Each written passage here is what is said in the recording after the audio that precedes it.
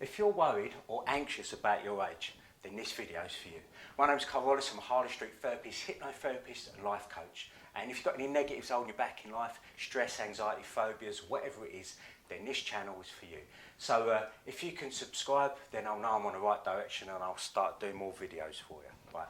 So anyway, the other day I was at a socially distant barbecue and I was chatting to some teenagers, and I had a bit of a realisation about a few things, and I started imparting my wisdom on them. And then I started drinking Jaeger bombs and it all went a bit wobbly. But over the last couple of months I've seen this pattern, right?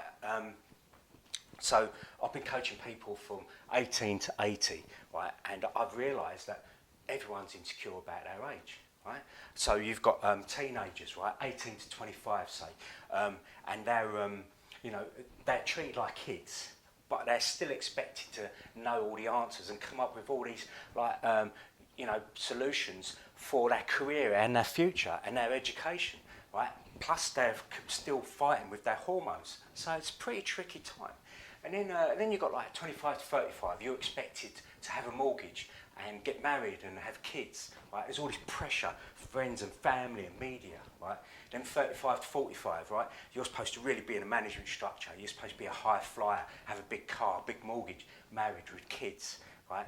Then you've got 50s onwards, and if you listen and watch all these rubbish TV commercials and like satellite channels, that's the time to start thinking about your death, right? And then you've got people in their 60s who are like retirement age. I coach a lot of people who are like retired, right? And they've been squirreling away money and working towards their retirement all their life. And then suddenly, bang, it hits them. And then it's like, oh, it's not utopia.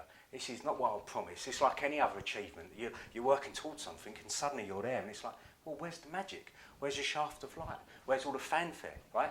Then you've got people in their 70s, 80s, 90s, right? They feel really insecure because they feel ostracised by society because of technology. They don't know how to do it. They don't know how to use it. Social media and all that. They feel alienated, right? So all these people at different points, right? They're worried about their age. But I'm not. I've never considered my age, right? Well, I haven't for a long time, right?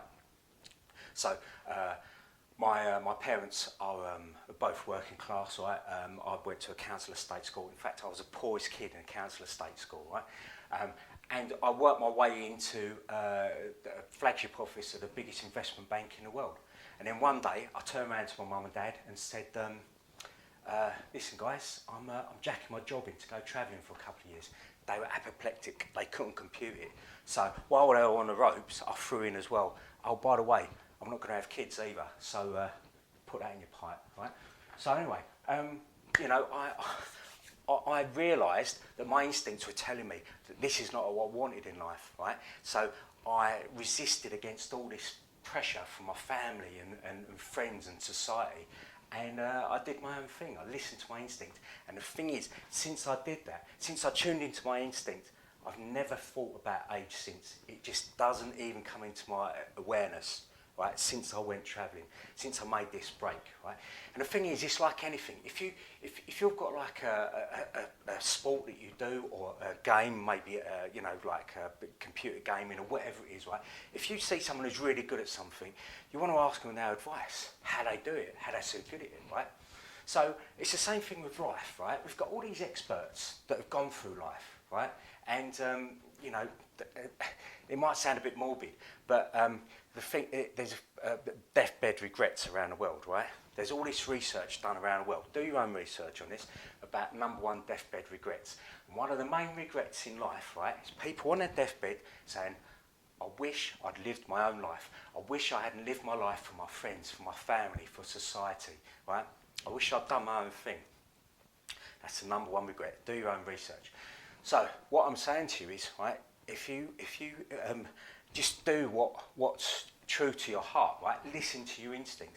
Don't listen to this. This will hold you back. This little voice loves being fed by media and social media and friends and family, right?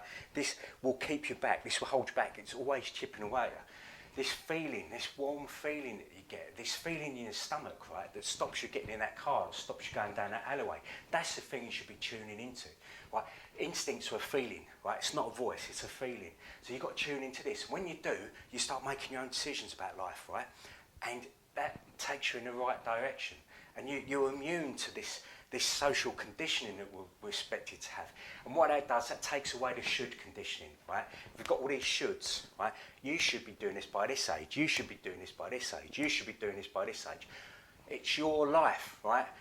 It's okay being honest with other people, that's good, but you've really got to be honest to yourself. You've got to say, do I want to do this? Do I want to do that? Right? Don't listen to should conditioning. Do your own thing. Listen to your instincts, right? Because that's the way to true life. That's the way to happiness. That's the way to the mental resilience.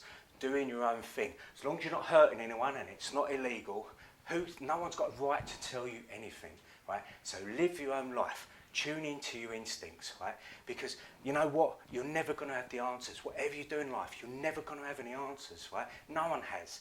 You know, I know kids in their early 20s that are wiser than 80-year-olds, right? Because just age doesn't automatically equate to wisdom, just like youth doesn't equate to naivety, right? So you've got to live your own life. You've got to do your own thing and just be honest with yourself, right? If you want to change career, if you want to go travelling, if you want to come out as gay, whatever it is, right? Just as long as you're honest, you'll always be happy, right? And when you start doing your own things, then you go away from these should conditions, then age becomes irrelevant. It really does become irrelevant. So, do your own research on the, on deathbed regrets. Do your own research on this stuff, right?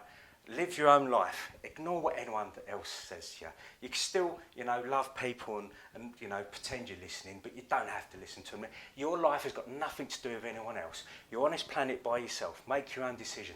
Don't live your life for other people. And when you stop listening to society and should conditioning, then you start really tuning into your instincts, and age becomes irrelevant. It really does.